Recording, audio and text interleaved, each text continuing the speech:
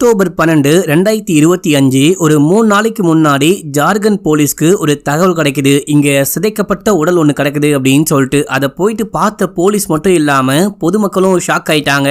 October 11, 2025 night ஒரு 12 மணிக்கு மேல இருக்கும். ஒரு பொண்ணு வேற ஒரு ஊருக்கு போயிட்டு தன்னுடைய கிராமத்துக்கு போலாம் அப்படின்னு சொல்லிட்டு பஸ் ஸ்டாப்ல வெயிட் பண்ணிக்கிட்டு இருக்கும் போது இந்த பொண்ணுடைய ஊருக்கு போக வேண்டிய அந்த பஸ் வரல. அங்க வெயிட் பண்ண எல்லாரும் கிளம்பி போயிட்டாங்க.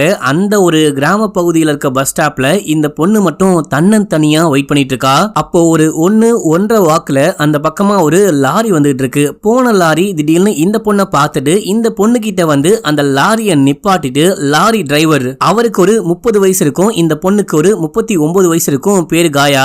என்னம்மா இங்க வெயிட் பண்ணிட்டு இருக்க? இங்க பஸ்லாம் இதுக்கப்புறம் வராது, விடிஞ்சாதான் வரும். போற வழியில நானே உன்னை டிராப் பண்றேன் அப்படின்னும் போது இவங்க யோசிக்கிறாங்க. பரவாயில்லண்ணா, நான் பஸ்லயே போய்க்கிறேன், ரொம்ப நன்றி, நீங்க கிளம்புங்க அப்படின்னும் போது நைட் டைம்ல இந்த மோசமான ஏரியால தனியா நிக்கிறது அவ்வளவு நல்ல ஐடியாவா தெரியல.